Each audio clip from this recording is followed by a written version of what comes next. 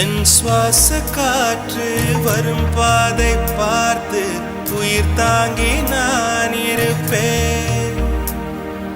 மலர் கொண்ட பெண்மை வாராமல் போனால் மலை மீது தீ குளிப்பேன். என் உயிர் போகும் போனாலும் துயரில்லை கண்ணே, அதற்காக பாடினேன்.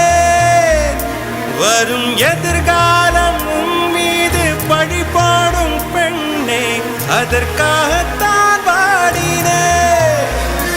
முதலா முடிவா அதை உன் கையில் கொடுத்து விட்டேன். உயிரே